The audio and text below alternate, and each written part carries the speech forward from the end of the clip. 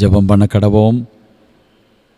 எங்களை நேசிக்கிற நல்ல தகப்பனே, இந்த பரிசுத்த நாளின் கால வேளைக்காக நன்றியோடு உம்மை துதிக்கிறோம், உம்மை தோத்தரிக்கிறோம்.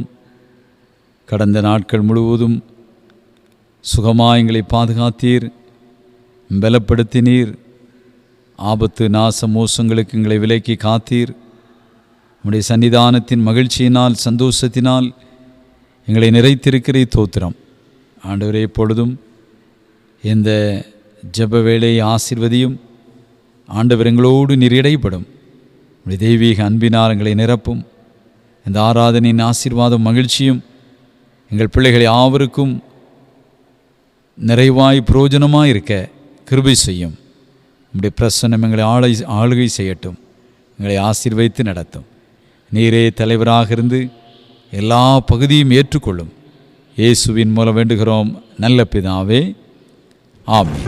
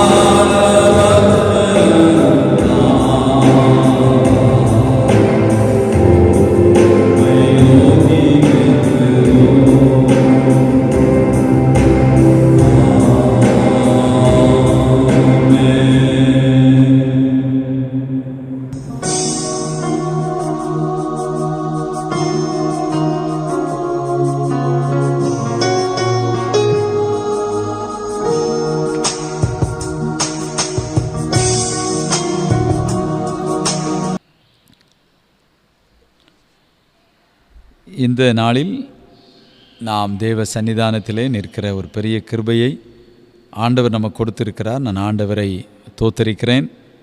உங்கள் எல்லாருக்கும் அன்பின் வாழ்த்துக்களை நான் தெரிவிப்பதிலே மிகுந்த மகிழ்ச்சி அடைகிறேன். கடந்த நாட்கள் முழுவதும் ஆவிக்குரிய வாழ்க்கையின் வளர்ச்சியின் படிநிலைகள் என்ற ஒரு சிறந்த காரியங்களை நாம் நம்முடைய ஜீவியத்திலே கற்று வருகிறோம். இந்த நாளில் ஜெப ஜீவியம் என்பதை பற்றி நாம் கூடுதலாக அறிந்து கொள்ளப் போகிறோம். பாவ மன்னிப்பின் நிச்சயம், மனந்திரும்புதல், இரட்சிப்பின் அனுபவம், பரிசுத்த ஆவியானவரை பெற்றுக்கொள்ளுதல் போன்ற தலைப்புகளிலே செய்திகளை நாம் கேட்டு அறிந்தோம். அது நம்முடைய வாழ்க்கைக்கு பிரயோஜனமாக இருந்தது. அநேக கடவுளுடைய பிள்ளைகள் இந்த சோசியல் மீடியாவிலே பார்த்து சந்தோஷமடைந்தார்கள்.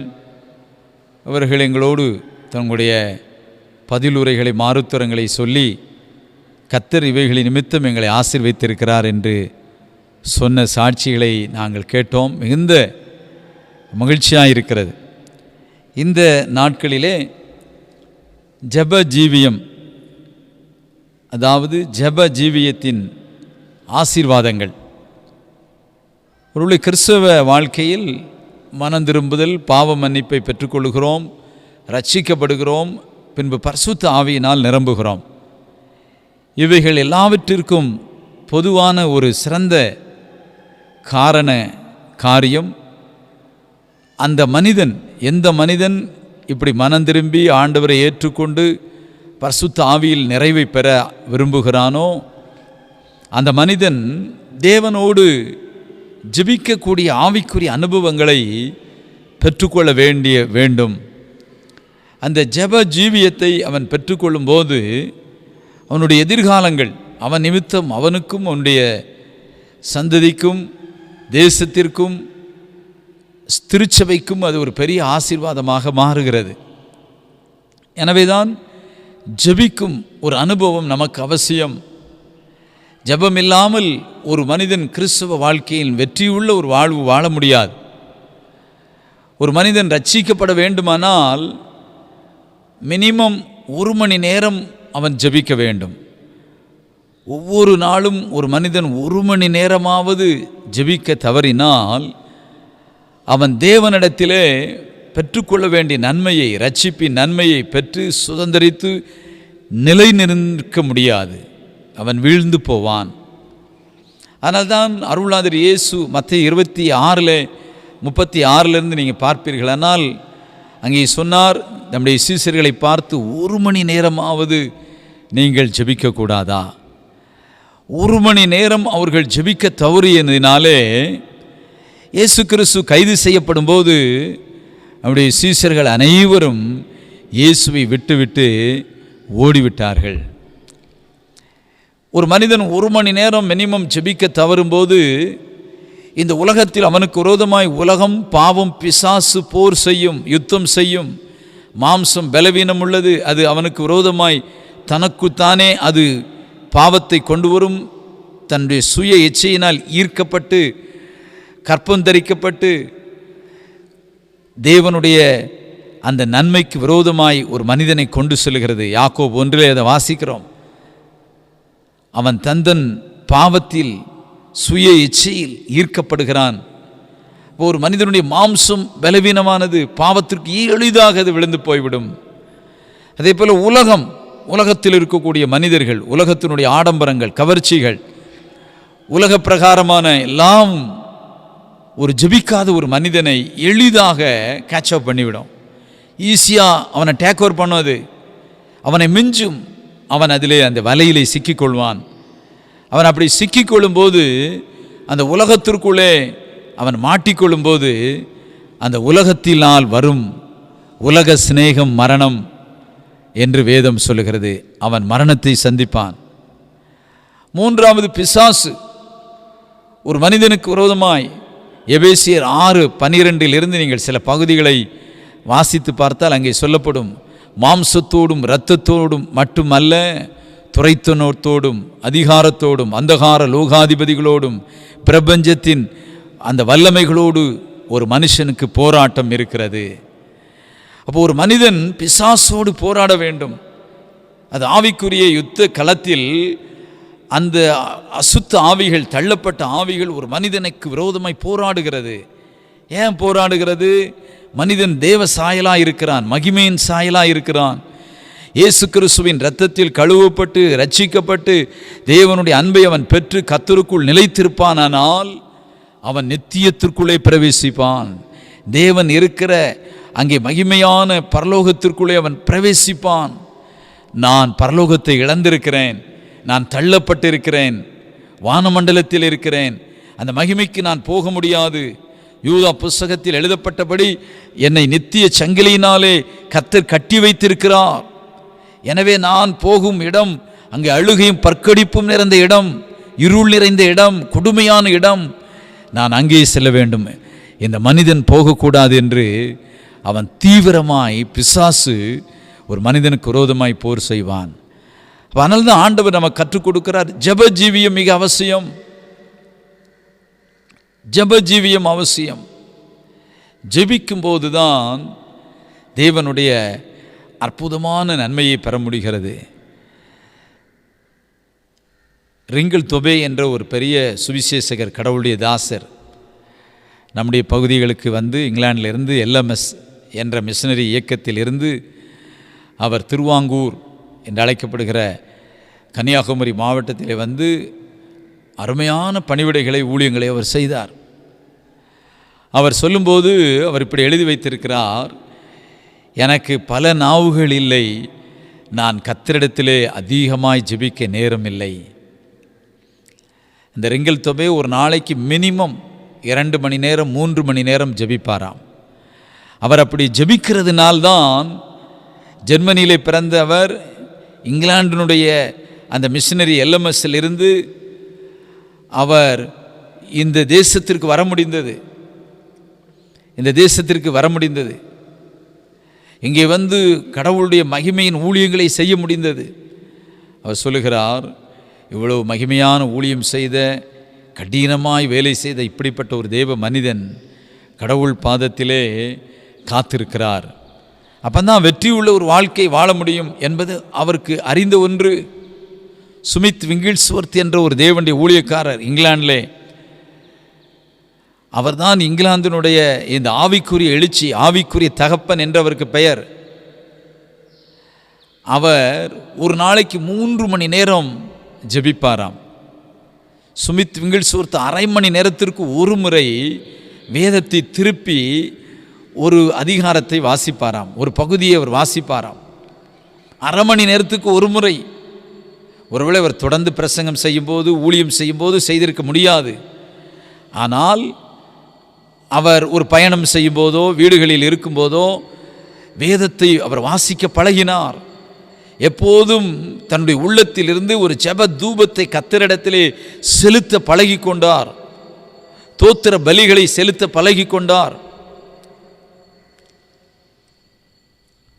ரிச்சர்ட் உம்மிராண்ட் என்ற ஒரு தேவனுடைய மனிதன் இப்படி சொல்கிறார்.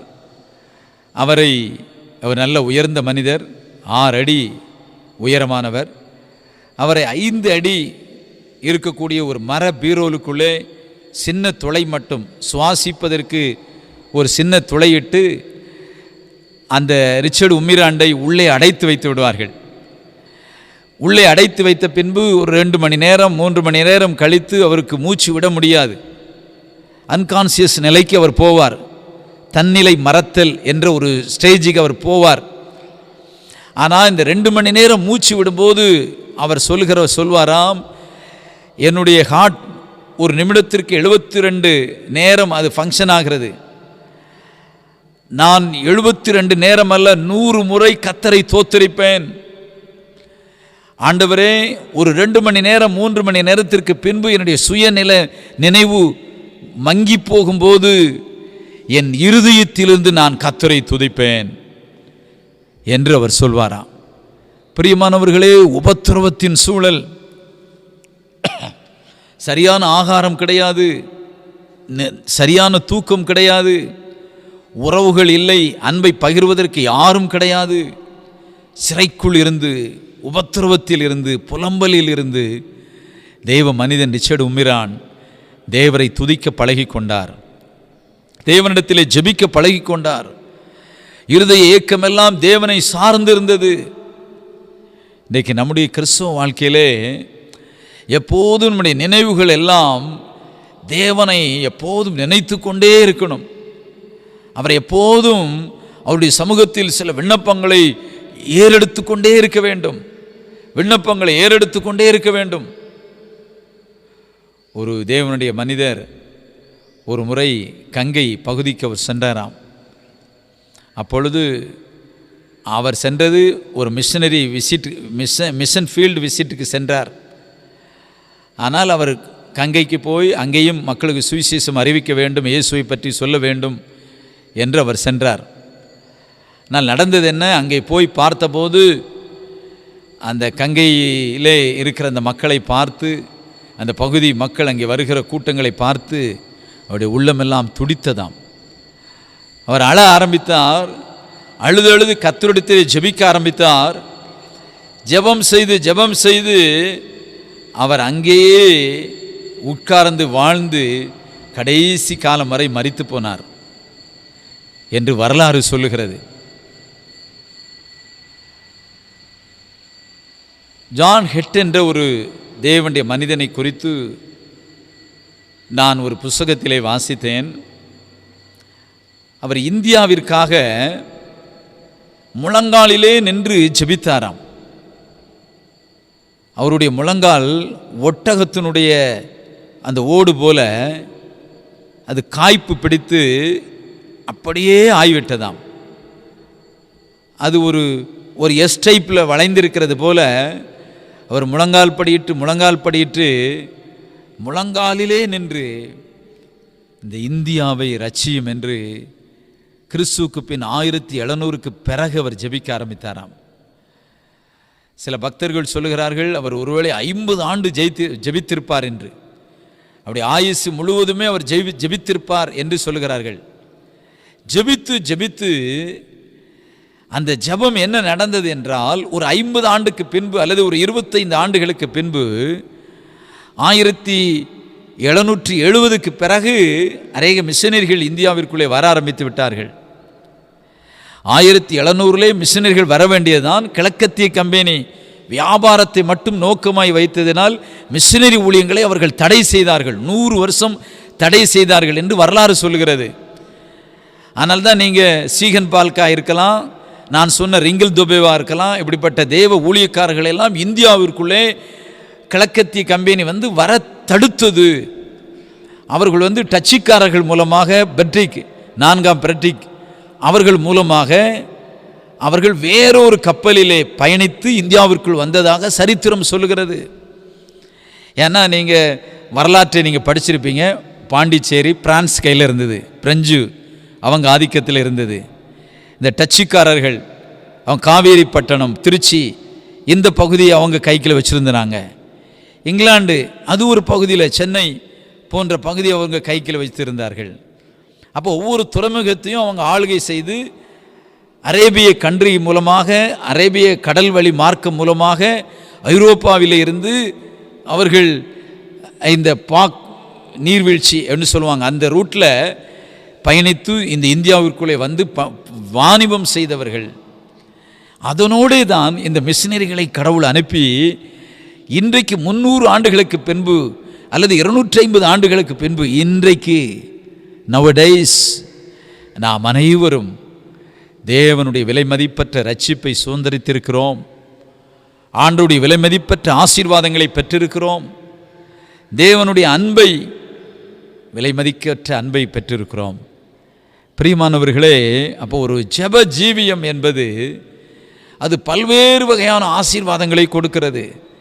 இந்த ஜெபத்தை பற்றி நிறைய தலைப்புகளை கொண்டு நாம் பேச முடியும். ஏன்னா இந்த ஜெபம் என்பது நம்முடைய தேவனுடைய பரிசுத்தவான்கள் ஜெபமே ஜெயம், ஜெபத்தை கேட்கிறவர் மாம்சமான யாவரும் என்னிடத்திற்கு வருவார்கள், என்னிடத்திலே ஜெபிப்பார்கள், வானோர் பூதலத்தோர் யாவருடைய முழங்கால்களும் முடங்கும், என்னை நோக்கி பார்ப்பார்கள் அப்படின்னு ஆண்டவர் சொல்றார்.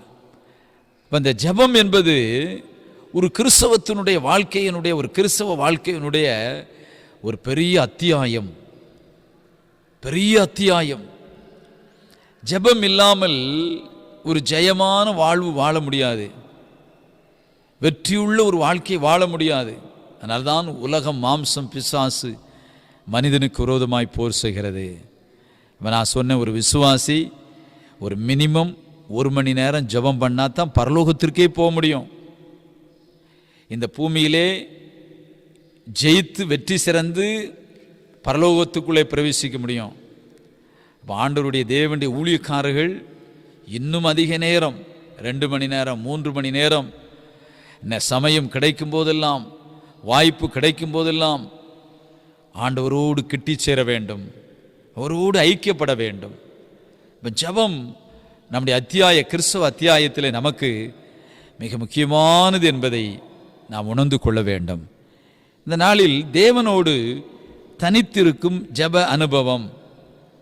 முதலாவது, ஒரு மனிதன் தேவனோடு தனித்திருப்பதற்கு இந்த ஜெப ஜீவியம் ஒரு அற்புதமான அனுபவம்.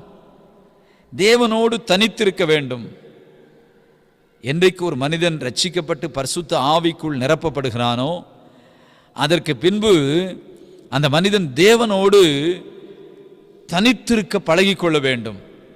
யோவான் 10:30 நீங்கள் வாசிப்பீர்களானால், நானும் பிதாவும் ஒன்றாயிருக்கிறோம் என்று கர்த்தர் சொல்லுகிறார். அவர் பிதாவோடு இருந்தார், பிதாவின் மகிமையில் எப்போதும் இருந்தார். அவர் பிதாவோடு இந்த அனுபவத்தை வைத்திருந்தபடியினால்தான் தேவனுடைய ஆழமான உறவையும் வல்லமையும் கிருபையையும் பெற்றிருந்தார். இயேசு கிறிஸ்துவின் மேல் ஒரு தெய்வீக அனுக்கிரகம் எப்போதும் இருந்தது. அவர் லாசருடைய கல்லறையில் நின்று வானத்திற்கு நேரே ஜெபித்த போது அவருடைய ஜெபம் கேட்கப்பட்டது, அவருடைய ஜெபம் கேட்கப்பட்டது.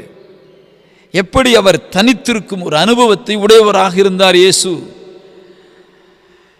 வேத புஸ்தகத்திலே லூக்கா 4:42, மத்தேயு 14:13 போன்ற வசனங்களை நீங்கள் வாசித்து பார்ப்பீர்களானால், மத்தேயு 26:41 போன்ற வசனங்களை வாசித்து பார்ப்பீர்களானால், இயேசு பிதாவோடு தனித்திருக்க பழகி கொண்டார். அதிகாலை அவர் தேவனிடத்திலே ஜெபித்தார். மார்க் 1:35 வனாந்தரமான ஒரு இடத்திற்கு அவர் சென்று ஜெபித்து கொண்டிருந்தார், பிதாவோடு பேசிக்கொண்டிருந்தார். அப்போ இந்த ஒரு ஜெப அனுபவம் தான் இயேசு மாம்சத்தில் வெளிப்பட்ட தேவன். அவர் ஆதியும் அந்தமானவர், பிதாவோடு இருந்தவர். ஆனால் ஒரு ஸ்திரீயின் வித்தாய் அவர் வந்ததினாலே பிதா, ஆவிகளின் மகிமையின் பிதா, அந்த தேவனோடு இயேசு தம்முடைய தெய்வீக அனுபவங்களை ஒன்றாக்கி கொண்டார். இயேசு நமக்கு மாதிரி. நாமும் ஸ்திரீயின் மூலமாக, மாம்சத்தில் மனுஷர்கள் மூலமாக இந்த உலகத்திலே பிறந்திருக்கிறோம். நமக்கு தாய் தகப்பன் இருக்கிறார்கள். எனவே பிரியமானவர்களே, இந்த உலகத்தில் தேவனோடு பரிசுத்த ஆவியின் மூலமாய் நாம் ஒன்றித்திருக்கக்கூடிய ஒரு பெரிய அனுபவத்தை இயேசு நமக்கு மாதிரியாக அடிச்சுவடாக வைத்து போயிருக்கிறார். இப்போ நாமும் பிதாவோடு இந்த ஆழமான ஐக்கியத்தை பெற்றுக்கொள்ள முடியும். இந்த புதிய ஏற்பாட்டு காலங்களில் பெற்றுக்கொள்ள முடியும். புதிய ஏற்பாட்டு காலத்தில் தேவனுடைய பரிசுத்தவான்கள் அதை அனுபவித்திருக்கிறார்கள், அதை அனுபவித்திருக்கிறார்கள். பழைய ஏற்பாட்டில் தேவனுடைய பரிசுத்தவான்கள் அதை அனுபவித்திருக்கிறார்கள். ஆதியாகமத்தினுடைய புஸ்தகம் 5:24 நீங்கள் உங்களுடைய திருமறையிலே பார்ப்பீர்களானால், 5:24 ஏனோக்கு தேவனோடு சஞ்சரித்து கொண்டிருக்கையில் காணப்படாமல் போனான், தேவன் அவனை எடுத்துக்கொண்டார். அப்போ உலகத்தில் இருக்கிற ஒரு மனிதன் அண்ட சராசனம் படைத்த ஒரு சர்வ வல்ல யெகோவா என்ற நாமமுடைய சர்வ வல்லமை உள்ள நாமமுடைய மகிமையான ஒரு தேவனோடு கூட தனித்து அவரோடு கூட சஞ்சரிக்க முடியும். இந்த ஏனோக்கு அங்கே வாசிக்கிறோம், 300 ஆண்டுகள் அவர் உயிரோடு இருந்து அவர் தேவனோடு சஞ்சரித்து கொண்டிருந்தார் என்று. நோவாவை குறித்து வேத புஸ்தகத்திலே வாசிக்கிறோம், நோவாவும் தேவனோடு சஞ்சரிக்கிற அனுபவத்தை பெற்றவர். புதிய ஏற்பாட்டில் நீங்கள் வருவீர்களானால் அநேக தேவனுடைய பரிசுத்தவான்கள், மத்தேயு எழுதின சுவிசேஷம் 17ஆவது அதிகாரத்தில் இயேசுவை நீங்கள் பார்ப்பீர்களானால் அவர் மறுரூப மலையில் இருக்கும் பொழுது அங்கே ஒரு மேகம் அவர் மேல் இறங்கி வந்தது. அப்போ பாருங்க, ஒரு அக்கினி அங்கே வந்தது, ஒரு பிரசன்னம் வந்தது. யோவான், யாக்கோபு, பேதுருவோடு கர்த்தர் அங்கே இருக்கும்போது அங்கே எலியாவும் மோசேயும் அங்கே காணப்பட்டார்கள். இயேசு மறுரூபமானார். இந்த காட்சியை பேதுரு, யோவான், யாக்கோபு பார்க்கிறார்கள்.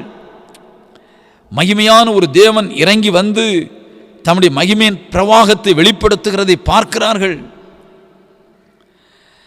அங்கேதான் அவர்கள் சொல்லும்போது, இங்கே கூடாரம் அமைத்து விடுவோம், இங்கே இருப்போம் என்று.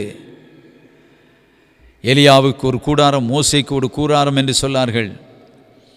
இப்போ தேவனோடு சஞ்சரிக்கிற அனுபவம் இருக்கிறது, உண்டு என்பதை இயேசு கிறிஸ்து தம்முடைய சீசர்களுக்கு காண்பித்தார். இதை அவர்கள் கண்களால் பார்த்தார்கள், ஆச்சரியமடைந்தார்கள், உள்ளங்களில் வைத்திருந்தார்கள். பின்காலங்களில் இயேசு எடுத்துக்கொள்ளப்பட்ட பின்பு அப்போஸ்தலர் 1:9-11 நீங்கள் வாசித்தால் ஒரு மேகம் தேவனை எடுத்துக்கொண்டது, இயேசுவை எடுத்துக்கொண்டது என்று நீங்கள் வாசிக்கலாம். அதற்கெல்லாம் பின்பு நீங்கள் பார்ப்பீர்களானால் இந்த அப்போஸ்தலர்கள் தேவ சமூகத்திலே ஜெபித்த போது, தனித்திருந்து ஜெபிக்க பழகி கொண்ட போது அவர்களும் இந்த மறுரூபமாக்கப்படும் அனுபவங்களை சொந்தமாக்கி கொண்டார்கள். யோவான் ஆவிக்குள்ளானார் என்று நீங்கள் வாசிக்கலாம். ஒரு வெளிப்படுத்தல் எழுது அப்படித்தானே, அவர் ஆவிக்குள்ளாகி எடுத்துக்கொள்ளப்பட்டார். பேதுரு தேவனுடைய ஆவியில் வல்லமையை பெற்றவனாய், பரிசுத்த ஆவியினால் நிரம்பி பேசுகிறவனாய் மாறினான்.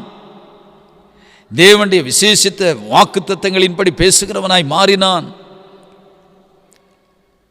பிரியமான தேவ பிள்ளைகளே, இப்போ நாம் இயேசு கிறிஸ்துவோடு தேவனோடு தனித்திருக்கிற ஒரு அனுபவத்தை இந்த நாட்களிலே பெற்றுக்கொள்ள வேண்டும். இந்த நாளில் நீங்கள் உலக மனுஷனோடு எவ்வளோ நேரம் பேசுகிறீங்க?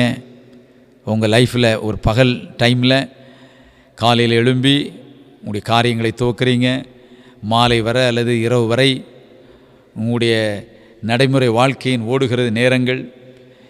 இந்த 12 மணி நேரம் அல்லது 15 மணி நேரத்தை நீங்கள் எவ்வளவு நேரம் இந்த உலக மனுஷனோடு நீங்கள் இருக்கிறீர்கள், பேசுகிறீர்கள் என்பதை நீங்கள் அறிய வேண்டும்.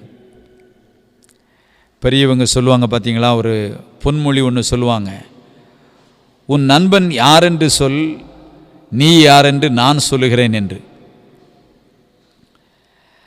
நீங்கள் என்னுடைய நண்பன் இயேசு கிறிஸ்து என்று நீங்கள் சொன்னீங்கன்னா, இயேசு கிறிஸ்துவின் வாழ்க்கையின் அந்த தெய்வீக மேன்மை, அந்த அபிஷேகம், அந்த கிருபை உங்கள் மேல் இருக்கிறதை இந்த சமுதாயம் பார்க்கும். நீங்கள் இந்த உலக மனிதர்களோடு உங்களுடைய நேரங்கள் காலங்களை செலவழித்து அவர்களோடு ஆகாத சம்பாஷணைகளை நீங்கள் மேற்கொண்டு பல்வேறு உலக பிரகாரமான வார்த்தைகளை பேசி நீங்கள் வாழ்வீர்களானால் உங்களுக்குள்ளே அந்த தேவனுடைய, அந்த பரிசுத்த ஆவியினுடைய அந்த உன்னதமான தேவனோடு சஞ்சரிக்கிற அந்த அனுபவங்கள் காணப்படவே முடியாது. நீங்கள் எவ்வளவு நேரம் கர்த்தரோடு இருக்கிறீங்களோ, ஜெபத்தில் இருக்கீங்களோ, அவ்வளவு நேரம் உங்களுடைய முகத்தில் ஒரு தெய்வீக பிரகாசம் இருக்கும், தெய்வீக பிரகாசம் இருக்கும். ஸ்தேவானை குறித்து வேத புஸ்தகத்தில் அப்போஸ்தலர் நீங்கள் வாசிப்பீங்க. அந்த ஸ்தேவானுடைய முகம் பிரகாசித்தது என்று நீங்கள் பார்க்கலாம்.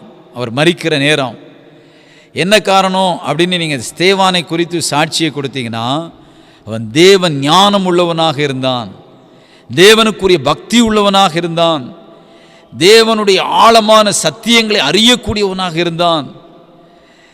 எனவேதான் ஸ்தேவான் தேவனுடைய முகம் போல் பிரகாசித்தது மரிக்கும் தருவாயில். இன்றைக்கு பிரியமானவர்களே, நீங்கள் ஆண்டவரோடு எவ்வளவு நேரம் நீங்கள் செலவு செய்கிறீர்கள் என்பதை ஆண்டவர் இன்றைக்கு உங்களிடத்தில் கேட்கிறார்.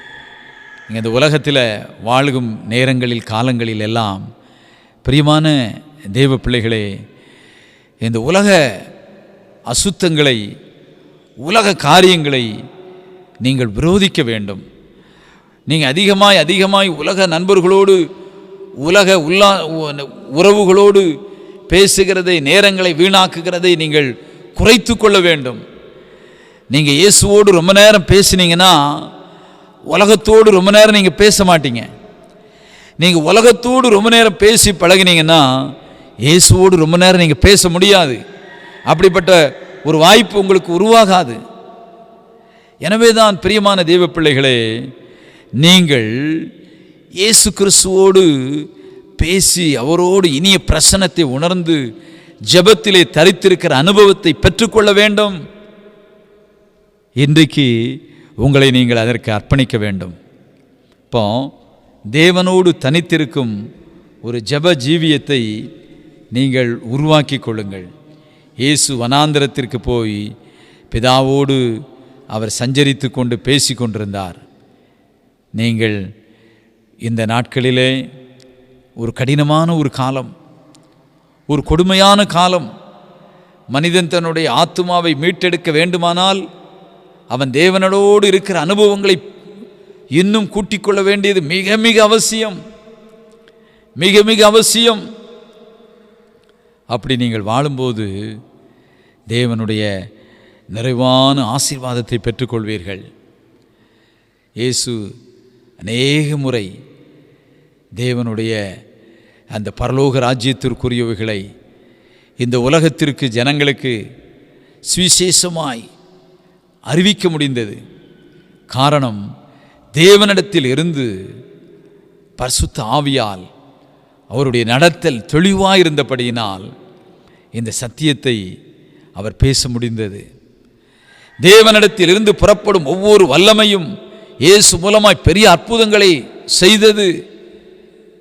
பெரும்பாடுள்ள ஸ்திரீ இயேசுவின் அந்த வஸ்திரத்தை தொட்டால் போதும் என்று விசுவாசித்தார்கள், தொட்டார்கள், வல்லமை புறப்பட்டது. இயேசு கேட்டார், என்னிடத்திலிருந்து ஒரு வல்லமை புறப்பட்டது. சீசர்கள் கேட்கிறாங்க, இவ்வளோ பேர் இருக்கிறாங்க, எத்தனையோ பேர் உங்களை நெருக்கி வந்திருக்கலாம், எப்படி சொல்லுகிறீர் என்றார்கள். இயேசு சொன்னார், என்னிடத்திலிருந்து ஒரு வல்லமை புறப்பட்டது. இப்போ பிரியமானவர்களே, நீங்கள் தேவனோடு சஞ்சரிக்க ஆவிக்குரிய வரங்கள் கிரியை செய்யும். ஆவிக்குரிய வரங்கள் கிரியை செய்ய நீங்கள் யார் என்பதை இந்த சமுதாயம் அறிந்து கொள்ளும். அந்த வல்லமையினாலே கட்டப்பட்டவர்கள் விடுவிக்கப்படுவார்கள், வியாதியஸ்தர்கள் சுகம் பெறுவார்கள். பல்வேறு பிரச்சனையில், பாடுகளில் இருக்கிற மக்களோடு நீங்கள் பேசும்போது ஆறுதல் அடைவார்கள். திக்கற்றவர்களுக்கு ஆறுதலாக இருக்க இயேசு எப்படி பணி செய்தாரோ அதே பணியை செய்யும் அனுபவம் உங்களுக்குள் உண்டாகும். நீங்கள் இந்த ஜெப ஜீவியத்தை உங்களுடைய கிறிஸ்தவ வாழ்க்கையிலே சொந்தமாக்கி கொள்ள வேண்டும். ஒரு ஏனோக்கு தேவனோடு சஞ்சரிக்கிற அனுபவத்தை வைத்திருந்தார். வேதம் சொல்லுகிறது, ஏனோக்கு எடுத்துக்கொள்ளப்படுவதற்கு முன்பே அவர் சாட்சி பெற்றார். எபிரேயர் புத்தகம் 11:5 அதை வாசிக்கிறோம். ஆண்டவர் அந்த ஏனோக்கை எடுத்துக்கொள்வதற்கு முன்பாகவே பிரியமானவன் என்ற சாட்சி அவர் கிடைத்தது. இன்றைக்கு நீங்களும் நானும் ஆண்டவரோடு சஞ்சரிக்கிற அனுபவங்களை நீங்கள் பெற்றுக்கொள்ளும் போது தான் பிரியமானவர்களே, இந்த உலகத்தில் நாம் உலகத்தோடு ஒழுகுகிற, உலகத்தோடு ஓடுகிற, உலகத்தோடு ஒட்டிக்கொள்ளுகிற வாழ்க்கையை விரோதிக்கிறவர்களாய் நீங்கள் வர முடியும். இன்றைக்கு உங்களை அர்ப்பணிப்பீர்களா? தேவனோடு சஞ்சரிக்க செய்கிறது ஒரு ஜெப ஜீவியம். இரண்டாவதாக, ஒரு ஜெப ஜீவியம் பரிசுத்த ஜெப ஜீவியம். ஜெபம் என்பது ஒரு மனிதனை பரிசுத்தமாக்குகிறது. ஒரு மனிதன் அதிகமாய் ஜெபிக்க அந்த மனிதனுக்குள்ளே பரிசுத்த ஜீவியம் இருக்கிறது. வெளிப்படுத்தல் 22:11 இப்படி சொல்லுகிறது. வெளிப்படுத்தல் 22:11, அநியாயம் செய்கிறவன் இன்னும் அநியாயம் செய்யட்டும், அசுத்தமாயிருக்கிறவன் இன்னும் அசுத்தமாயிருக்கட்டும், நீதி உள்ளவன் இன்னும் நீதி செய்யட்டும், பரிசுத்தமுள்ளவன் இன்னும் பரிசுத்தமாகட்டும். இதோ சீக்கிரமாய் வருகிறேன், அவனவனுடைய கிரியைகளின்படி அவனவனுக்கு நான் அளிக்கும் பலன் என்னோடே கூட வருகிறது. இப்போ பரிசுத்தம் உள்ளவன் இன்னும் பரிசுத்தமாகட்டும்.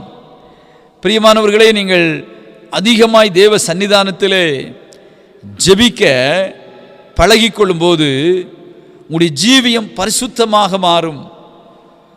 உங்களை பார்க்கிறவர்கள் இயேசுவை பார்ப்பார்கள். ஒரு கன்வென்ஷன் பாடல், ஒரு அருமையான பாடல், இயேசுவை வாழ்க்கையில் காட்டுங்களே அப்படின்னு வரும். இயேசுவை வாழ்க்கையில் காட்டுங்களே. இப்போ ஒருவன் அதிகமாய் ஜெபம் பண்ண பண்ண அவனுக்குள் இருக்கிற பாவ ஜென்ம சுபாவங்கள் முற்றிலும் சுட்டரிக்கப்படும். ஏனென்றால் இயேசுவானவர் பரிசுத்த ஆவியினாலும் வல்லமையினாலும் நம்மை அபிஷேகிக்கிறவர். அப்போ தேவன் இப்படிப்பட்ட ஒரு அற்புதங்களை நமக்கு செய்யும்போது உள்ளார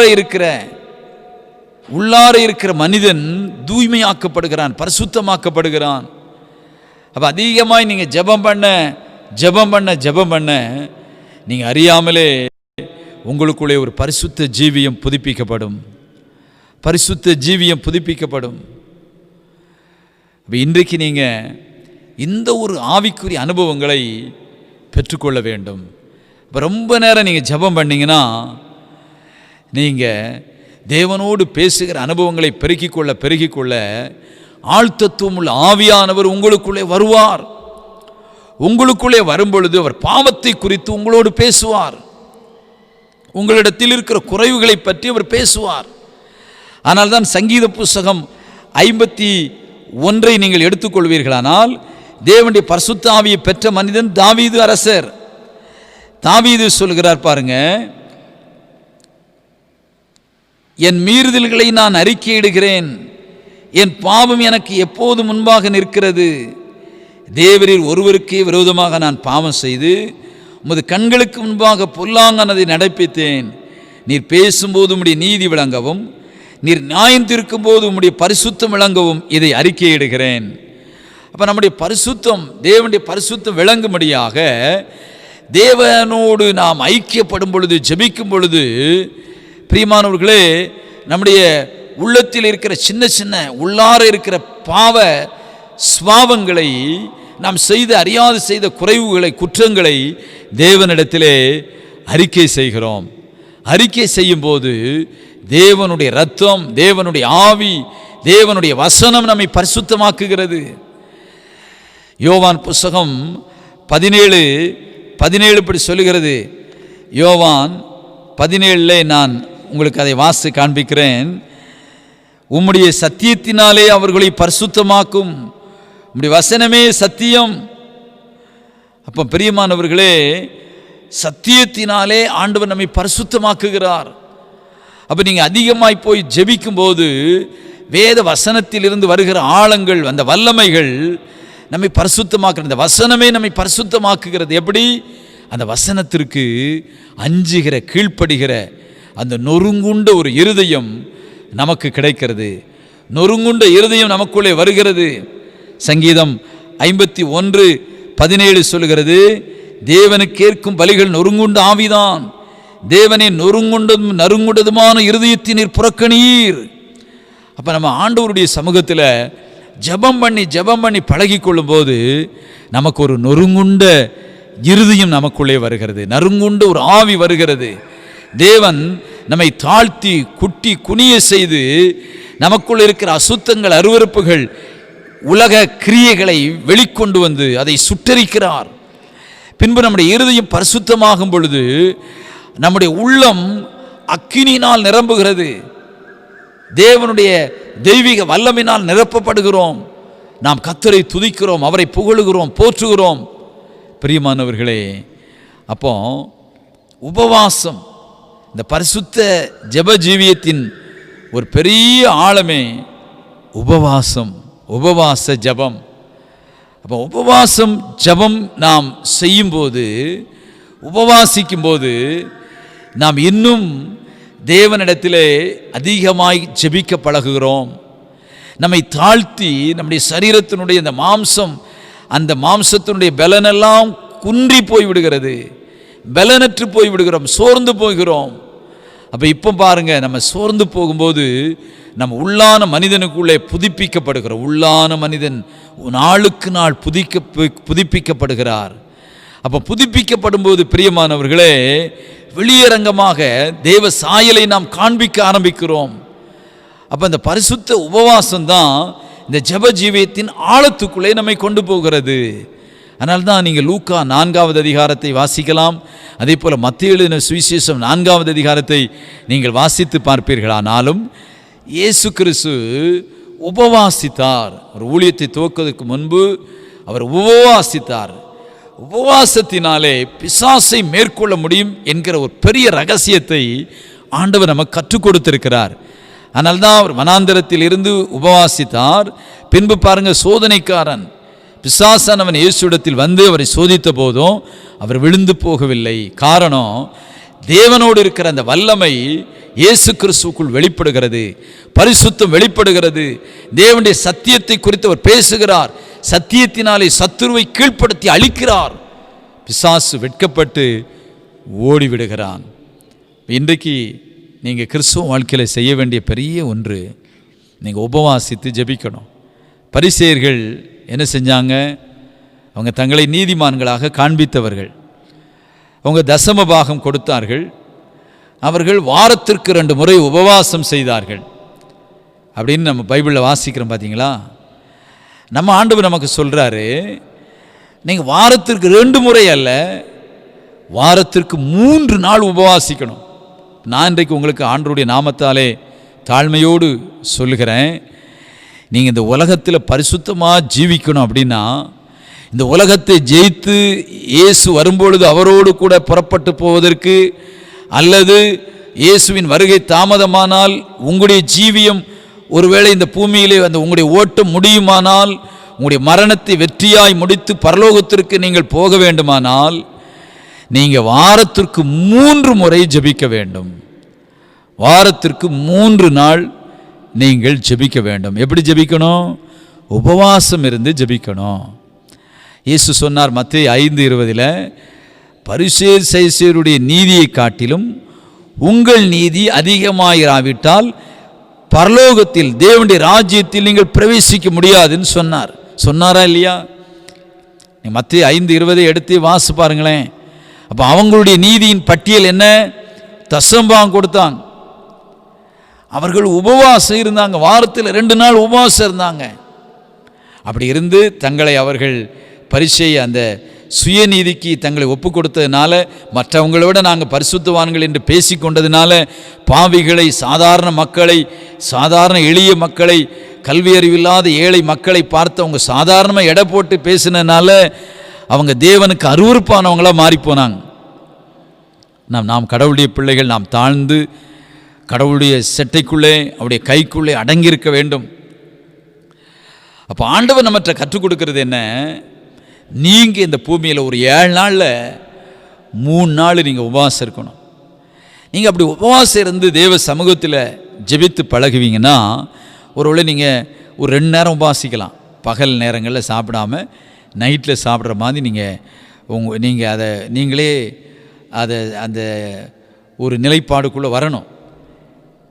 நீங்கள் வீடுகளில் இருக்கக்கூடியவங்களாக இருப்பீங்கன்னா, ஒரு காலை பிரேக்ஃபாஸ்ட் எடுக்காமல் தொடர்ந்து ஜோம் பண்ணி ஒரு 2 மணிக்கு மேலே சாப்பிடலாம். அது உங்களுடைய பாடி கண்டிஷன். நம்ம நினைப்போம் நம்முடைய சரீரத்தில் பல வியாதி இருக்குன்னு. நீங்கள் பாஸ்டிங் இருந்து பழகி பாருங்கள், உங்கள் வியாதி உங்களுக்கு தெரியாமலே ஓடி போயிடும். உங்களுக்கு தெரியாமலே ஓடி போயிடும். நீங்கள் உபவாசித்து பழக இதில் எளிதாக உங்களை ஆண்டவர் நடத்துகிறதை நீங்கள் கண்டுக்கிடுவீங்க. ரொம்ப ஈஸி. சாப்பிட்டா தான் வாழ முடியும்லாம் கிடையாது. மனுஷன் அப்பத்தினால் மாத்திரமல்ல, தேவனுடைய வாயிலிருந்து புறப்படுகிற ஒவ்வொரு வார்த்தையினால் கூட பிழைப்பாங்க. ஒவ்வொரு வார்த்தையினாலும் பிழைப்பான். கர்த்தருடைய வார்த்தையில் நீங்கள் ஜீவிக்க முடியும். இதான் விசுவாச கிறிஸ்துவ வாழ்க்கை. அப்போ நீங்கள் உபவாசித்து ஜெபிக்க பழக பழக உங்களுக்கு பரிசுத்த ஜீவியமும் உண்டாகும். நீங்கள் இன்னும் தேவனோடு கிட்டி சேருகிற அனுபவமும் உங்களிலே பெருகும். பிசாசு உங்களுக்கு விரோதமாக என்ன வலை வீசினாலும் அவைகள் எல்லாம் சுக்கு நூறாக நொறுங்கி போகும். உங்களுக்கு நியாயத்தில் எழும்பும் எந்த நாவையும் குற்றப்படுத்துவீர்கள். உங்களுக்கு விரோதமாய் பிசாசு என்ன கிரியைகளை செய்தாலும் நீங்கள் ஜெயமான பாதையிலே கர்த்தர் உங்களை நடத்துவார். ஜெயமான பாதை நடந்திட செய்தி செப்பமாக உம்மண்டை வந்திட்டே, ஜெய ஜெய தோனியை ஜொலித்திட செய்திட்டீ, சேவை செய்யவும் கிருபைந்திட்டீ, சேவை செய்யவும் கிருபைந்திட்டீ, கிருபாயே உன்னை இந்நாள் வரையும் காத்தது என் கிருபையே கிருபையே.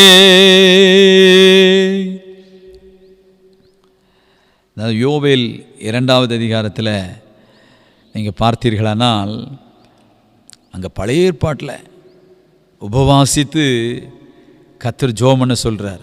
உங்களுடைய உபவாச நாளை நியமியுங்கள். பழைய ஏற்பாட்டில் உள்ளவங்களுக்கே அவர் இப்படி போதித்திருப்பாரானா, பழைய ஏற்பாட்டில் எசேக்கியாவுக்கு பிரச்சனை வரும்பொழுது அசிரிய ராஜா மூலமாக ரப்சாக்கே சனகரிப் மூலமாக வரும்போது பாருங்க, தன்னுடைய வஸ்திரங்களை கிழித்து கொண்டு நிருபங்களை எடுத்து தேவ சமூகத்திலே போய் ஜெபித்தான்.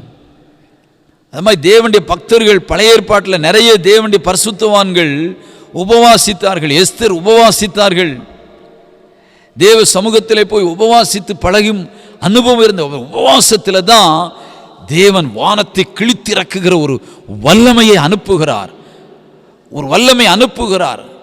3 நேரமும் நல்லா சாப்பிட்டுட்டு ஜெபம் பண்ணவே முடியாது. நீங்கள் ஆவியில் ஜெபம் பண்ணவே முடியாது, கஷ்டம்.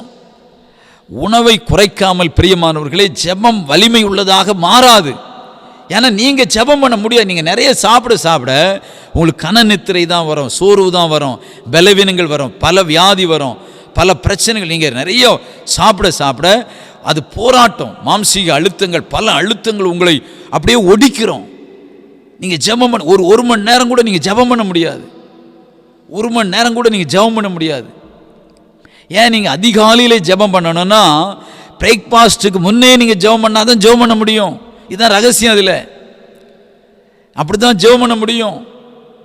அப்படி நீங்கள் ஜெபிக்க வேண்டும். அட்லீஸ்ட் ஒரு விசுவாசியாக இருந்து நீங்கள் 1 மணி நேரம் ஜெபம் பண்ணால் கூட காலையில் அந்த 1 மணி நேரம் ஜெபத்தை பிரமாதமாக நீங்கள் செய்து நிறைவேற்றலாம். ஒரு பெரிய ஆசீர்வாதம். அப்போ அதனால தான் பழைய ஏற்பாட்டு தேவனுடைய பரிசுத்தவான்களே இப்படி உபவாசித்து ஜெபித்து பெரிய வெற்றியை பெற்றுக்கொண்டார்கள். பெரிய வல்லமை வெளிப்பட்டது, அற்புதங்கள் நடந்தது, இயற்கைக்கு அப்பாற்பட்ட அற்புதங்கள் நடந்தது. பிரியமான தெய்வ பிள்ளைகளே, தாவீது உபவாசித்து பழகி கொண்டவர். உபவாசத்தினால் அவர்கள் முழங்கால் நடுங்குகிறது என்று எழுதுகிறார். அவருடைய படுக்கை கண்ணீரால் நிரம்பிற்று என்று சொல்கிறார். அந்த அளவிற்கு தன்னை உபவாசத்தில் ஒடுக்கினார்கள். நம்ம நினைப்போம் தாவீதினுடைய வெற்றியை மட்டும்தான் நம்ம பார்ப்போம். தாவீதினுடைய யுத்தத்தில் தோல்வியே கிடையாது. பைபிளில் வாசி பாருங்க, வெற்றி. நம்ம அதே தான் ஃபோக்கஸ் பண்ணுவோம். ஆனால் தாவீது ஏன் வெற்றி பெற்றார்னு ரகசியம் என்னன்னா, தாவீது தேவனோடு கூட பரிசுத்த ஐக்கியத்தை ஏற்படுத்த உபவாசம் இருந்து பழகினவர். தன்னை ஒடுக்கி கீழ்ப்படுத்தக்கூடிய அனுபவம் உள்ள ஒரு தேவ மனிதன். இப்போ நாம் இந்த கடைசி காலத்தில் பிரியமானவர்களே, இந்த காலத்தில் நமக்கு நிறைய போராட்டங்கள் இருக்கிறது. அப்படி தானே? எங்கே திரும்பினாலும் பாவம், எங்கே போனாலும் அக்கிரமம், எந்த இடத்துல இருந்தாலும் அநீதி, துரோகம். சண்டாளர்கள் பெருகி போனார்கள். பாவத்தின் வேதனை இந்த உலகத்தில் பெருகிற்று. ஆன்லைனில், சினிமாவில் விபச்சாரங்கள், பாவங்கள், அசுத்தங்கள் பெருகிற்று. நீங்கள் ஆன்லைனில் சும்மா அப்படி உள்ளே போனால் போதும், அந்த பிசாசு உனக்கு என்ன வேணும்னு கேட்கு. அந்த அளவிற்கு இன்றைக்கு சாத்தான் தனக்கு கொஞ்ச காலம் இருக்கிறபடியினால் அவன் அநேகரை நரக அக்கினிக்கு தள்ளுகிறான். கூடுமானவரை தெரிந்து கொள்ளப்பட்டவர்களையும் அவன் வஞ்சிக்கிறான். தெரிந்து கொள்ளப்பட்டவர்கள்னா அவங்க ஜீவ புஸ்தகத்தில் பெயர் எழுதி பரலோகத்து வரக்கூடியவங்க. அவர்களுக்கு விரோதமாகவும் கண்ணியை வைக்கிறான், போராட்டங்களை வைக்கிறான், பிரச்சனையை வைக்கிறான். அப்போ இன்றைக்கு பிரியமானவர்களே, உங்களுடைய லைஃப்பில்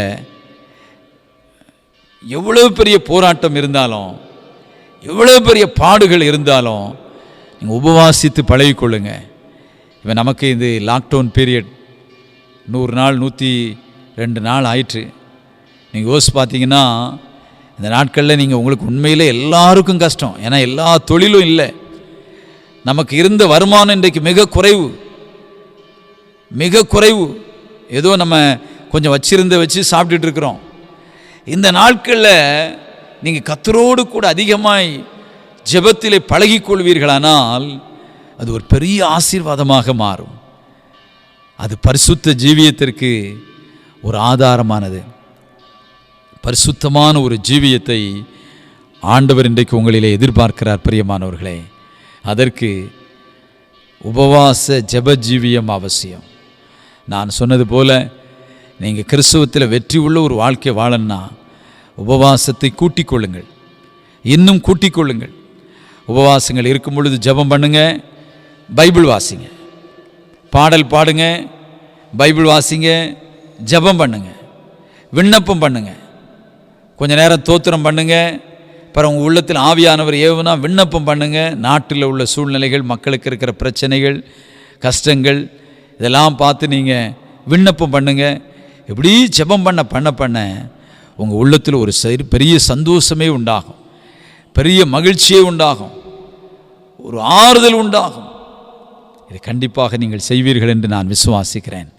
லூக்கா 2:37 நீங்கள் வாசி பார்த்தீங்கன்னா அங்கே அன்னாள் என்ற ஒரு பெண்மணி இருக்கிறார்கள். ஏறக்குறைய 84 வயது உடையவர்கள்.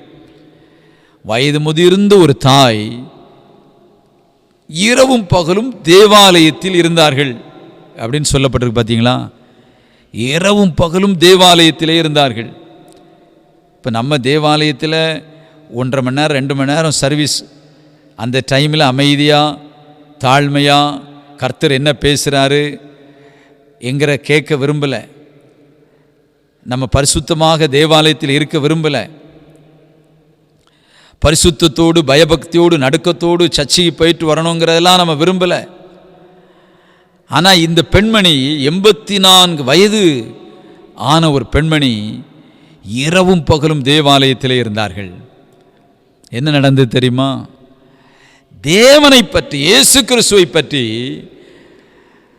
அந்த மகிமையான வார்த்தையின்படி வெளிப்பட்டிருக்கிற இந்த இயேசு பாலகனை பற்றி அவரை பார்க்கத்தக்கதாக, அவரை பிரசித்தப்படுத்தத்தக்கதாக இந்த தாய்க்கு ஒரு மாபெரும் கிருபை கிடைத்தது, மாபெரும் கிருபை கிடைத்தது.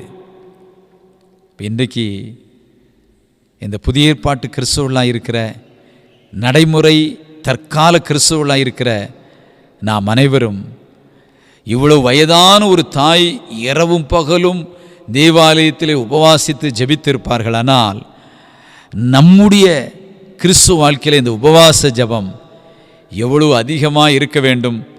யோசிச்சு பாருங்க, நீங்கள் எவ்வளவு அதிகமாய் நாம் கர்த்தருடைய பாதத்திலே காத்திருக்க வேண்டும். யோசிச்சு பாருங்கள். இன்றைக்கி ஏன் ஆண்டவரை நம்ம புறக்கணிக்கிறோம்? சத்தியத்தில் ஏன் நம்மளால் நடக்க முடியலை? ஏன் நம்மளால் பரிசுத்தமாய் நிற்க முடியலை? இந்த உலகம் போராடும்போது, உலகத்தை காட்டும் பொழுது, பணத்தை காட்டும் பொழுது, பதவியை காட்டும் பொழுது, சுகபோகங்களை காட்டும் பொழுது ஏன் அதெல்லாம் ஜெயித்து முன்னேறி போக முடியலை? நமக்குள்ளே இந்த உபவாசத்திற்கான ஒரு அர்ப்பணிப்பு இல்லை. தேவ பாதத்தில் உபவாசம் இருந்து காத்திருந்து கதறி கண்ணீர் வடித்து கர்த்தருடைய கிருபையை பெற்றுக்கொள்ளக்கூடிய அந்த அனுபவத்துக்கு நம்ம இன்னும் ஒப்புக் கொடுக்க முடியவில்லை. இன்றைக்கு உங்களை ஒப்புக் கொடுப்பீர்களானால் நிச்சயமாக உங்களுடைய ஜீவியத்தில் ஒரு பெரிய மாற்றம் வரும், பெரிய மாற்றம் வரும். நீங்கள் எதிர்பார்க்கிற எல்லா நன்மைகளையும் அவர் உங்களுக்கு கொடுப்பார். நிச்சயமாய் கொடுப்பார், உங்களை ஆசீர்வதிப்பார். மூன்றாவதாக நான் ஒரு பகுதியை சொல்லி நிறைவு செய்ய விரும்புகிறேன். ஜெப ஜீவியத்தினுடைய ஆசீர்வாதம். ஜெபம் என்றாலே பொதுவாக அது ஒரு பெரிய ஆசீர்வாதம். ஜெபம்னா, ஜெபத்திலே நீங்கள் எனக்கு எவைகளை தெரியப்படுத்துவீர்களோ அவைகளை பெற்றுக்கொள்வீர்கள். என் நாமத்தின் நிமித்தம் நீங்கள் எவைகளை கேட்பீர்களோ அவைகளை பெற்றுக்கொள்வீர்கள். யோவான் 14 சொல்லுது பார்த்தீங்களா? எங்கே 2 பேர் 3 பேர் ஒருமனப்பட்டு ஜெபிக்கிறீர்களோ அதை நான் உங்களுக்கு தருவேன். அப்போ ஆண்டவருடைய நாமத்தால் நம்ம ஜெபிக்க பழகி கொள்ளணும். எதையுமே கர்த்தர்ட்ட கேட்டு பழகி கொள்ளணும், கேட்டு பழகணும். ஜெபத்தால் பெரிய பெரிய அற்புதங்களை உங்கள் வாழ்க்கையில் கொண்டு வர முடியும். ஜான் வெஸ்லி என்ற ஒரு தேவனுடைய மனிதன் ஒரு நாளைக்கு 4 மணி நேரத்திற்கு அதிகமாக ஜெபம் பண்ணுவார்னு சொல்கிறாங்க. ஒரு நாளைக்கு 4 மணி நேரம் ஜெபம் பண்ணுறவர். இந்த ஜான் வெஸ்லி நீங்கள் பார்த்தீங்கன்னா மெதடிஸ் அப்படின்னு ஒரு சர்ச்சு ஃபவுண்டர் அவங்க தான். இந்த உலகத்தில் இன்றைக்கி 2500 சர்ச் இருக்குது. இந்த திருச்சபையை உருவாக்கிய இந்த திருச்சபைகளின் தந்தை என்று அழைக்கப்படுகிறவர் தான் ஜான் வெஸ்லி. இந்த ஜெப ஜீவியம் ஆசீர்வாதத்திற்கு நேராக நம்மை நடத்துகிறது. அதான் தேவனுடைய பரிசுத்தவான்கள் ஜெபத்திலே காத்திருந்தார்கள், ஜெபத்திலே காத்திருந்தார்கள், தேவ பாதத்திலே காத்திருந்தார்கள். பிலிப்பியர் 4:6 சொல்லுகிறது, தோத்திரத்தோடு கூடிய ஜெபத்தினாலும் வேண்டுதலினாலும் தேவனுக்கு தெரியப்படுத்துங்கள். மத்தேயு 7:11 சொல்லுகிறது, பரலோகத்தில் இருக்கிற உங்கள் பிதா தம்மிடத்தில் வேண்டிக் கொள்வர்களுக்கு நன்மையானவைகளை கொடுப்பது அதிக நிச்சயம் அல்லவா? அப்போ தம்மிடத்தில் வேண்டிக் கொள்கிறவர்களுக்கு தேவன் நன்மையானதை கொடுக்கிறார். அதில் பின்னாடி முன்னே நம்ம வாசிக்கும்போது, நீங்கள் உங்கள் பிள்ளைகளுக்கு நல்ல ஈவுகளை கொடுக்க அறிந்திருக்கும் பொழுது, நாம் பெற்றெடுத்த பிள்ளைகளுக்கு நல்லதை கொடுக்க அறிந்திருக்கும் பொழுது, பரலோகத்தின் பிதா நான் உங்களுக்கு நீங்கள் என்னிடத்தில் வேண்டிக் கொள்ளும்போது நன்மையானது உங்களுக்கு கொடுப்பது நிச்சயம் அல்லவா? அப்போ பிரியமான தேவ பிள்ளைகளே, உங்களுடைய கிறிஸ்துவ வாழ்க்கையில் எந்த காரியத்தை நீங்கள் சக்ஸஸ் பண்ணணும்னா, வெற்றியடைய செய்யணும், அது வாய்க்கணும், அது அற்புதம் நடக்கணும், நன்மையை நான் சுதந்திரிக்கணும் அப்படின்னு நீங்கள் நினைப்பீர்களானா, நீங்கள் ஜெபத்திலே காத்திருக்க பழகிக்கொள்ள வேண்டும். ஜெபத்திலே தேவ சமூகத்திலே விண்ணப்பங்களை ஏறெடுக்க பழகிக்கொள்ள வேண்டும். விண்ணப்பம் என்பது நீங்கள் தொடர்ந்து தேவ சமூகத்தில் ஜெபம் பண்ணிக்கொண்டே இருப்பது தான் விண்ணப்பம். உங்களுடைய நாவினால் கத்தற்ற உங்களுடைய தேவைகளை, உங்கள் காரியங்களை அவற்றை சொல்லுவது.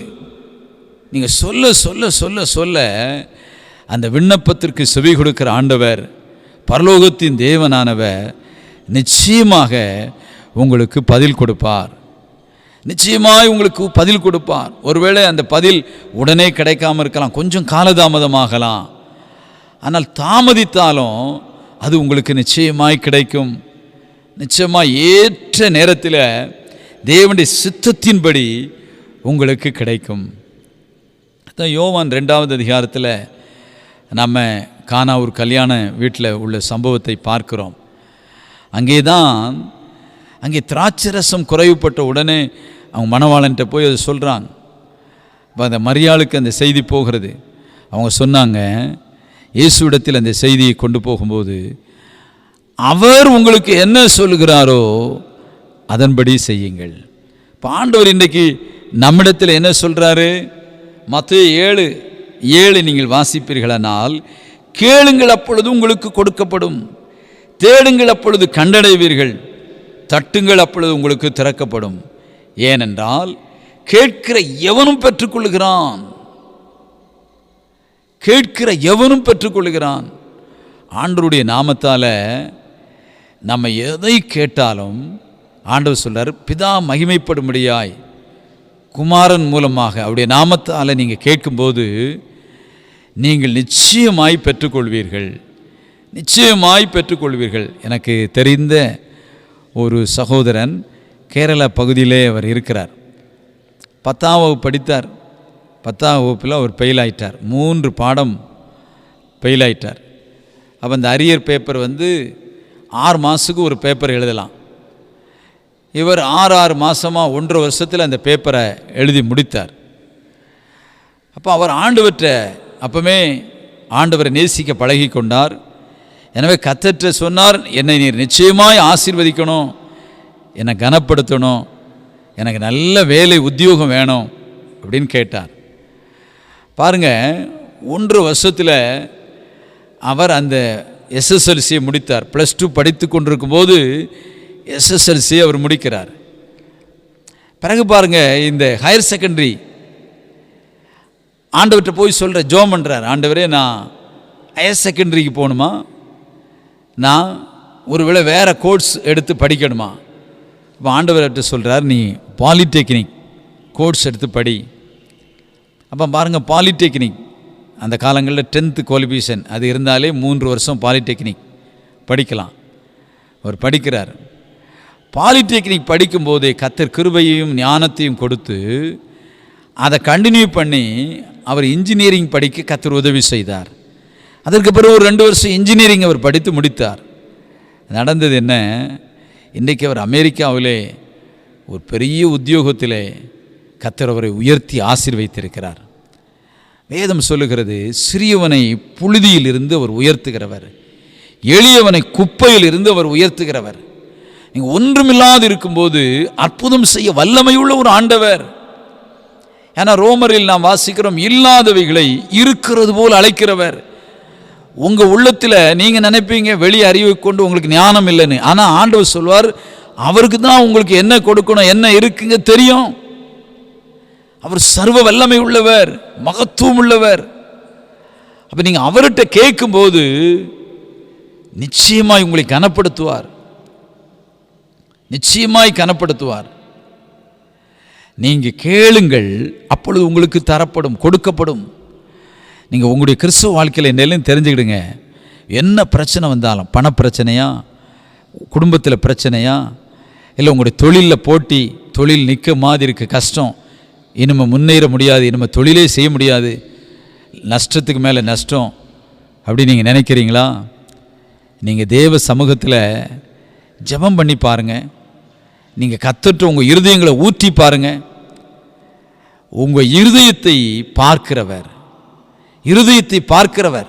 எபிரேயர் 4:13 சொல்று, உங்கள் இருதயத்தை பார்க்கிற கர்த்தர், இருதயத்தை பார்க்கிற ஆண்டவர். யோவான் புத்தகத்தில் ஒரு அற்புதமான ஒரு வசனம் இருக்கிறது. யோவான் 2வது அதிகாரத்திலே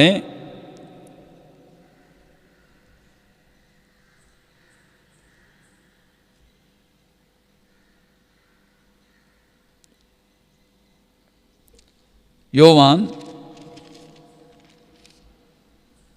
1வது அதிகாரம்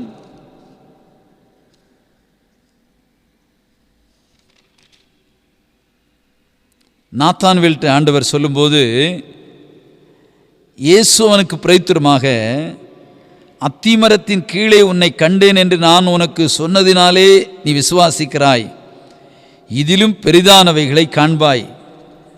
அவர் அடுத்த வசனத்தை பாருங்க, வானம் திறந்திருக்கிறதையும் தேவதூதர்கள் மனுஷகுமாரிடத்திலிருந்து ஏறுகிறதையும் இறங்குகிறதையும் நீங்கள் இது முதல் காண்பீர்கள் என்று மெய்யாகவே மெய்யாக உங்களுக்கு சொல்கிறேன் என்றார்.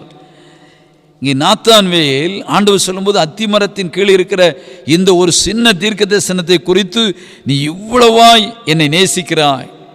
அவர் சொல்றார் பாருங்க, இதை காட்டிலும் பெரிதானதை நான் உனக்கு செய்ய முடியும். அப்போ ஆண்டவரை நம்ம 100க்கு 100 விசுவாசித்து அவரிடத்தில் கேட்கும் பொழுது உங்களுக்கு நிச்சயமாய் கொடுக்கிற ஒரு வல்லமை உள்ள தேவன். சர் ஜார்ஜ் வாஷிங்டன், அமெரிக்கானுடைய ஜனாதிபதி, முதல் ஜனாதிபதி அவர்தான். அந்த நாட்டில் பல புரட்சிகளுக்கு பின்பு, போராட்டங்களுக்கு பின்பு அவர் இங்கிலாண்டில் இருந்து தனி குடியுரிமை பெற்று அமெரிக்கா என்கிற ஒரு அற்புதமான ஒரு நாட்டை உண்டாக்கி அதில் ஜனாதிபதி ஆனார். இந்த வாஷிங்டனை பற்றி நீங்கள் தெரிந்து கொள்வீங்கன்னா, பெரிய பொறுப்பிற்கு அவர் சாதாரணமாய் வரவில்லை. அவர் ஒவ்வொரு நாளும் தேவ பாதத்திலே கண்ணீரோடு ஜெபிக்கிற ஒரு தேவ மனிதன், மணிக்கணக்காய் ஜெபிக்கிற ஒரு மனிதன், ஜெபம் பண்ணாமல், ஆண்டவரிடத்திலே கேட்காமல், பேசாமல், எதையுமே செய்யாத ஒரு தேவ மனிதன். அமெரிக்காவுக்கு அதற்கு பின்பு வந்த பிரசிடென்ட்ஸ் பக்தியும் கடவுளை குறித்த அறிவையும் பெறாததுனால, உலகத்தோடு வாழ்ந்ததுனால தான் அங்கே தேசத்தில் பல பாவங்கள், பிரச்சனைகள். ஆனால் ஆரம்பங்களில் ஜார்ஜ் புஷ் போன்ற தேவ மனிதர்கள் எல்லாம் கடவுளை ரொம்ப நேசிக்கிறவர்கள். ஜான் கென்னடியெல்லாம் நீங்கள் அவங்கள அறிந்தீர்கள்லாம். பக்திக்குரிய ஒரு தேவ மனிதன், கர்த்தரை மிக அதிகமாய் நேசிக்கிற ஒரு மனிதன். ஆபிரகாம் லிங்கனைலாம் நீங்கள் வாசிங்கன்னா, ஆபிரகாம் லிங்கன் அவ்வளவு பக்திமான், கடவுளை நேசித்தவர். இப்போ பிரியமானவர்களே, நீங்களும் ஆண்டவரை நேசித்து அவற்றை நீங்கள் கேட்பீர்களானால் நிச்சயமாய் உங்களுக்கு கொடுப்பார். நீங்கள் எதை கேட்டாலும் அவர் உங்களுக்கு கொடுப்பார். இதுதான் ஜெபத்தினுடைய மகிமை. ஜெபத்தினுடைய மகிமை இந்த உலக காரியங்களிலே நீங்கள் கடந்து வரும்போது தேவனிடத்திலே நீங்கள் காத்திருந்து ஜெபித்து பெற்றுக்கொள்ளக்கூடிய அனுபவங்களை பெற வேண்டும். கர்த்தரிடத்திலிருந்து வருகிற அந்த நன்மையை நீங்கள் சுதந்திரிக்க வேண்டும். அப்படி நீங்கள் ஜெபத்தில் தேவனோடு காத்திருக்க நீங்கள் கேட்காததெல்லாம் அவர் தருவார். அதனால தான் இந்த மத்தேயுவிலே அந்த பகுதியில் நீங்கள் வாசி பார்த்தீங்கன்னா, நீங்கள் ஜெபிக்க முன்பாகவே மத்தேயு 7வது அதிகாரத்தை நம்ம பார்ப்போமானால்,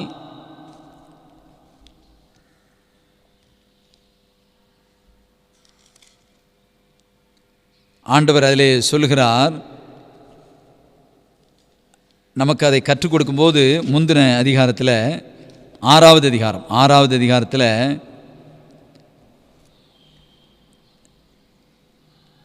நீங்கள் அவர்களைப் போல நீங்கள் செய்யாதிருங்கள். அதாவது உலக மனிதர்களைப் போல, அஞ்ஞானிகளைப் போல நீங்கள் பேச வேண்டியதில்லை. உங்கள் பிதாவை நோக்கி நீங்கள் வேண்டிக் கொள்கிறதற்கு முன்னமே உங்களுக்கு இன்னது தேவை என்று அவர் அறிந்திருக்கிறார். அதனால தான் ஆபிரகாம் ஆண்டவர்கிட்ட கேட்கும்போது, ஆண்டவரே எனக்கு குழந்தை இல்லை அப்படின்னு சொன்னார். ஆனால் ஆபிரகாமுக்கு குழந்தையை கொடுக்கணுங்க தேவ திட்டம். ஆனால் அவர் கேட்கிறார், ஆண்டவரே எனக்கு இது வேண்டும் என்று. ஆண்டவர் என்ன சொன்னார் பார்த்தீங்களா? ஒரு குழந்தை மட்டுமல்ல, ஈசாக்கு மட்டுமல்ல, அவர் சொன்னார், வானத்து நட்சத்திரத்தை நீ எண்ணக்கூடுமானால் எண்ணிப்பார். நான் நினைக்கிறேன் ஆபிரகாம் கையை பிடிச்சி ஒரு வனாந்தரமான அந்த கூடாரத்திலிருந்து வெளியே கொண்டு வானத்தை பார்க்க வைத்து, நட்சத்திரங்கள்லாம் பார்க்க வைத்து, இப்போ நீ எண்ணிப்பார் என்று அவர் சொல்லியிருப்பார்னு நான் நினைக்கிறேன். இப்போ ஆபிரகாம் அப்படியே ஆச்சரியத்தோடு நின்றான்.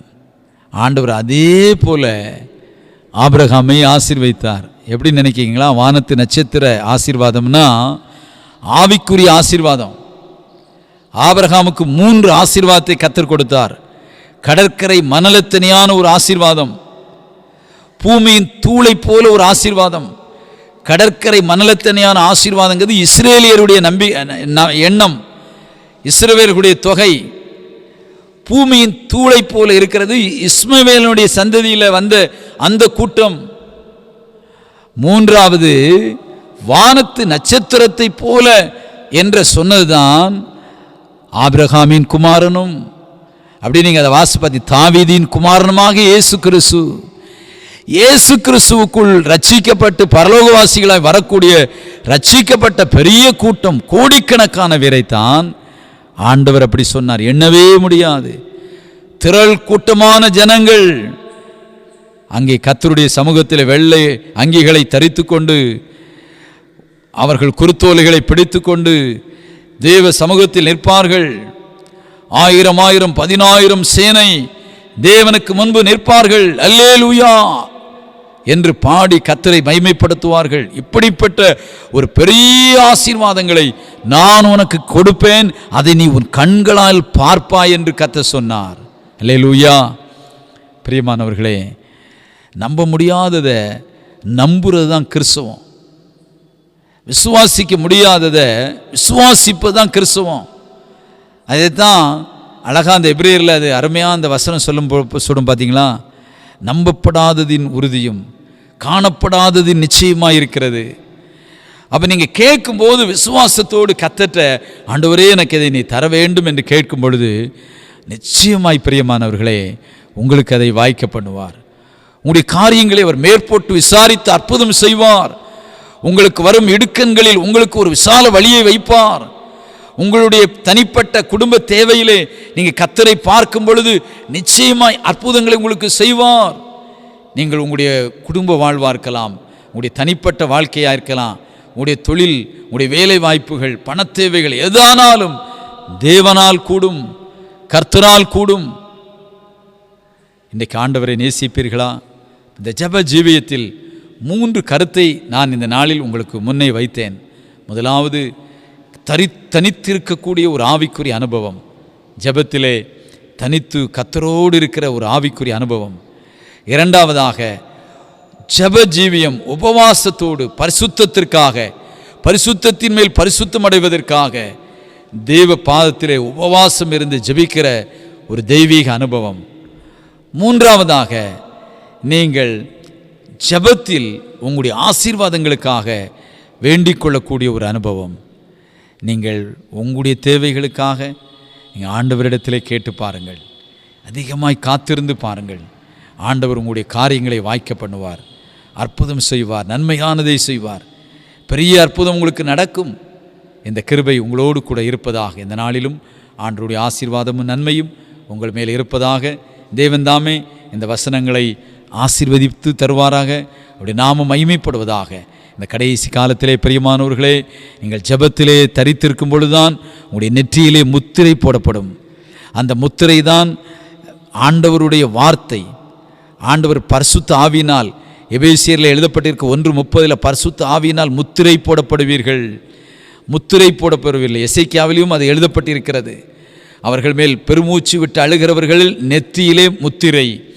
இப்போ இந்த முத்திரை போடுகிறவர்கள், செபிக்கிறவர்கள், அது என்ன ஆசீர்வாதம்? பரலோக ஆசீர்வாதம். சீக்கிரமாக இந்த உலகம் ஒரு அழிவை நோக்கி ஓடிக்கொண்டிருக்கிறது. இந்த உலகம் கடைசி நிலைப்பாடுகளுக்குள்ளே வருகிறதை பார்க்கிறோம். நிறைய அறிவியலாளர்கள் சொல்கிறாங்க, இந்த உலகத்திலே தண்ணீர் பஞ்சங்கள் பெருகப் போகிறது என்று, வேலைவாய்ப்பின்மை பெருகப் போகிறது என்று, சமூகத்தினுடைய பல பிரச்சனைகள், பல வியாதிகள் பெருகப் போகிறது என்று, தேசத்தின் அழிவுகள், இயற்கை மாற்றங்கள், பல குழப்பமான சூழ்நிலையை இந்த நாட்டிற்கு கொண்டு வரும். அதனால் இயற்கை அமைப்பினுடைய கட்டமைப்புகள் சிதைக்கப்படும், மக்களுடைய தேவைகள் சந்திக்கப்படாமல் போகலாம். இதோடு கூடுதலாக அரசியலை பார்க்கும் பொழுது அரசியல் ஸ்திரத்தன்மையற்ற நிலைகள் இந்த உலகத்திலே காணப்படுகிறதை பார்க்கிறோம். நியாயத்தை, நீதியை கை கொள்ளக்கூடியவர்கள் மிக மிக மிக குறைவு. அந்திக்கிறிஸ்துவினுடைய ஆட்சி சீக்கிரமாக இந்த உலகத்திற்கு வரும் ஒரு சூழ்நிலை உருவாக்கப்படுவதை நாம் பார்த்து கொண்டிருக்கிறோம். அப்படி பார்க்கும் காலம்தான் இயேசு கிறிஸ்துவினுடைய ரகசிய வருகை. பிரியமானவர்களே, இந்த காலங்கள் வரும்பொழுது போராட்டங்கள், யுத்தங்களுடைய செய்திகள், இதையெல்லாம் நாம் கேள்விப்படுகிறோம். இந்த காலங்களிலே கிறிஸ்தவர்கள், கடவுளுடைய பிள்ளைகள், நாம் திறப்பிலே நின்று ஜெபிக்க உத்தரவாதம் இருக்கிறது. தேசத்தின் பாதுகாப்புக்காக ஜெபிக்க வேண்டிய பெரிய பொறுப்பு நமக்கு இருக்கிறது. உலக சமாதானத்திற்காக ஜெபிக்க வேண்டிய பெரிய பொறுப்பு இருக்கிறது. நம்முடைய கிராம நல் வளர்ச்சிக்காக, கிராமத்தின் ஒற்றுமைக்காக, கிராமத்திலே பரிசுத்தவான்கள், ஜெபிக்கிறவர்கள், ரட்சிக்கப்படுகிறவர்கள் எழும்புவதற்கு கண்ணீரோடு ஜெபிக்கக்கூடிய உத்தரவாதம் நமக்கு இருக்கிறது. எனவே இதையெல்லாம் நாம் செய்யும்போதுதான் ஒரு உண்மை கிறிஸ்தவர்களாக, உத்தம கிறிஸ்தவர்களாக, கடவுளுடைய இருதயத்திற்கு ஏற்றதை ஏறெடுக்கக்கூடிய, விண்ணப்பம் ஏற்கக்கூடிய கிறிஸ்தவர்களாக தேவன் நம்மை மாற்ற முடியும். அந்த கிருபையை ஆண்டவர் நிச்சயமாய் உங்களுக்கு தருவாராக. வரப்போகிற நாட்களில் இந்த வசனத்திலே நீங்கள் கவனம் செலுத்துங்கள், உங்களை அர்ப்பணியுங்கள், ஆண்டவர் அதிகமாய் நேசியுங்கள். தேவன் நிச்சயமாய் உங்களை ஆசீர்வதிப்பாராக. ஆமேன், ஆமேன். ஜெபம் செய்வோம். அன்பு நிறைந்த நல்ல ஆண்டவரே, இந்த காலை வேளைக்காக உம்மை நன்றியோடு துதிக்கிறோம், உம்மை தோத்தரிக்கிறோம் சுவாமி. ஆண்டவரே, உம்முடைய கிருபை பெரிது. இந்த நாளிலே நாங்கள் எல்லாரும் உம்முடைய பாதத்திற்கு வந்து உம்மை நோக்கி பார்க்க தேவரீர் எங்களுக்கு இரக்கம் செய்திருக்கிறீர். நன்றியோடு தோத்தரிக்கிறோம். கர்த்தர் நல்லவர், உம்முடைய கிருபை பெரிது. ஆண்டவரே, ஜெப ஜீவியம் எப்படி எங்களுடைய வாழ்க்கையில் நாங்கள் அமைத்து கொள்ள வேண்டும், இயேசுவை போல ஜெபிக்கிற அனுபவம் எங்களுக்கு வேண்டும். அப்போது பிதாவோடு நாங்கள் ஆவியிலே கலிகூறுகிற கிருபை உண்டாகும். அது நிமித்தம் நாங்கள் பரலோகத்திற்கு எடுத்துக்கொள்ளக்கூடிய பாக்கியம் இருக்கிறது என்பதை நாங்கள் அறிய கிருபை செய்தீர் சுவாமி. உபவாசத்தோடு எங்கள் சரீரத்தை ஒடுக்கி கீழ்ப்படுத்தி காத்திருந்து ஜெபிக்கும்போது கழுகளைப் போல சட்டைகளை அடித்து உயர எழும்பும் கிருபை இருக்கிறது என்பதை நாங்கள் அறிந்து கொண்டோம் சுவாமி. எங்களுடைய வாழ்க்கையின் அநேக தேவைகள் உண்டு. பல்வேறு குடும்ப பிரச்சனைகளில், போராட்டங்களில் அநேக பெண்கள் கண்ணீர் வடிக்கிறார்கள். குடும்பத்தினுடைய தேவைகள் சந்திக்கப்படாதனால், பணப்பிரச்சனைகள் இருக்கிறபடியினால், வறுமை, வேதனை, நிந்தை, கடன் பாரங்கள் இருக்கிறபடியினால் அநேக பிள்ளைகள் புலம்பலோடு இருக்கிறார்கள். என்னுடைய நாட்களை கடத்தி செல்வதற்கே, என்னுடைய உணவு தேவைகளை சந்திப்பதற்கே பெரும் பாதகமான சூழல் இருக்கிறதே என்று பெருமூச்சு விட்டு அழுகிற பிள்ளைகள் எத்தனை பேர் சுவாமி. என்னுடைய நாட்டிலே வேலை வாய்ப்புகளை இழந்து தொழிற்சாலைகள் மூடும் சூழ்நிலைகளும், உத்தியோகங்களை குறைத்து கொள்ளக்கூடிய, வேலை வாய்ப்புகளை குறைத்து கொள்ளக்கூடிய நிறைய சூழல்கள் இருக்கிறது. சம்பளங்கள் இல்லை. அநேக மக்களுக்கு ரெகுலராய் வரக்கூடிய வருமானங்கள் இல்லை, தடைபட்டு விட்டது. ஆண்டவரே, அவர்கள் வேலைக்கு போய் பிழைத்து எதாவது செய்ய வேண்டுமானால் வேலை இல்லை.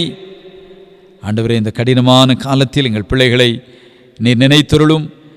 இந்த வியாதியின் கொடுமையின் வாதையில் இருந்து எங்கள் பகுதி மக்களை பாதுகாத்து கொள்ளும். ஆண்டவரே, எங்களுடைய திருநெல்வேலி, தூத்துக்குடி, கன்னியாகுமரி, தென்காசி இந்த மாவட்டங்களுக்காக நாங்கள் வருகிறோம்.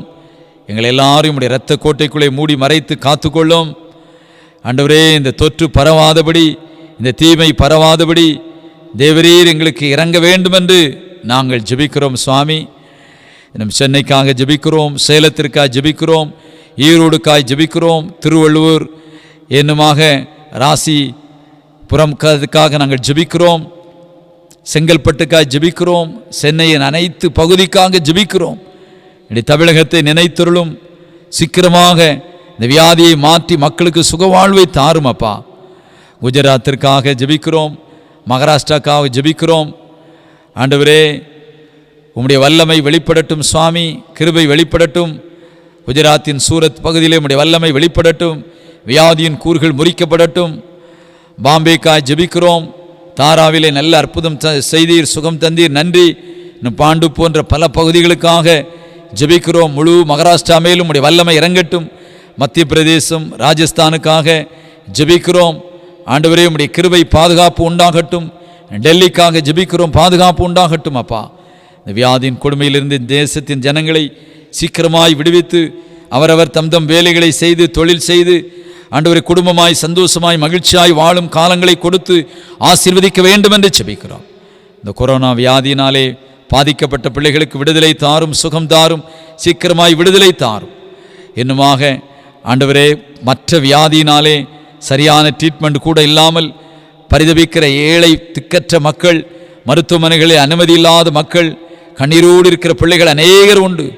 அவர்களுக்கும் நீர் அற்புத சுகம் கொடுக்கும்படியாய் இயேசுவின் நாமத்தில் நான் ஜெபிக்கிறேன். உம்முடைய வல்லமை இறங்கட்டும், விடுதலை தாரும் அப்பா. வரப்போகிற நாட்களை எங்களுக்கு ஆசீர்வதித்தார். இந்த தேசத்திற்கு ஆசீர்வாதங்களை தார். தேசத்தின் தலைவர்கள், தேசத்தில் ஆண்டவர் எல்லா ஊழியக்காரர்கள், பரிசுத்தவான்கள் யாவரையும் ஆசீர்வதியும். ஆண்டவர், எங்களுடைய நாட்டுக்கு விரோதமாக எங்கள் அண்டை நாடுகள் எழும்பாதபடி அவர்களுடைய ஆண்டவரை எந்த ஆண்டவரே தந்திரமான சூழ்ச்சியை நீர் முறித்து எங்களை பாதுகாத்து எங்களை ஆசீர்வதியும். வளர்ந்து வரும் நாடு இந்தியா இன்னும் தொழில்துறையிலே வளர வேண்டியிருக்கிறது. ஆண்டவரை 138 கோடி மக்கள் இருக்கிறார்கள். அநேகருக்கு வேலை வேண்டும், விவசாய ஸ்திர வேண்டும், தொழில் ஆண்டவரே காரியங்கள் வேண்டும் அப்பா.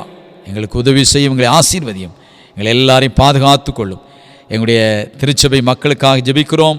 எங்களுடைய சேகரத்தின் எல்லையில் இருக்கிற எல்லா மக்களுக்காக ஜெபிக்கிறோம். எங்கள் எல்லாரையும் உங்களுடைய கிருபை தாங்கட்டும். எங்களை வேலையடைத்து ஆசீர்வதித்து காப்பாற்றும். நாமத்தை மைமைப்படுத்தி பெரிய காரியங்களை செய்யும். எல்லா பொல்லாப்பு நின்று விலைக்கு காத்துக்கொள்ளும். உடைய கிருபையின் சட்டைக்குள் எங்களை ஒப்புக் கொடுக்கிறோம். நாமத்தை மைமைப்படுத்தும். இயேசு கிறிஸ்துவின் இனிய நாமத்தில் வேண்டிக் கொள்கிறோம் ஜீவனுள்ள நல்ல பிதாவே, ஆமேன். நம்முடைய ஆண்டவராக இயேசு கிறிஸ்துவின் கிருபை, தேவனுடைய அன்பு, பரிசுத்த ஆவியின் அந்யோன்ய ஐக்கியம், ஆசீர்வாதம் உங்கள் அனைவரோடும், உங்கள் குடும்பத்தின் மக்களோடும், தேசத்தின் தலைவர்கள், ஊழியக்காரர்கள், பரிசுத்தவான்கள் யாவரோடும் நிலைத்திருந்து ஆதரித்து ஆசீர்வதிப்பதாக. ஆமேன். என் ஆத்துமாவே கர்த்தரை தோத்திரி, என் முழு உளமே பரிசுத்த நாமத்தை தோத்திரி.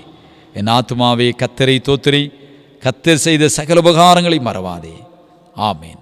கர்த்தர் உங்களோடு இருப்பாராக. தோத்திரம்.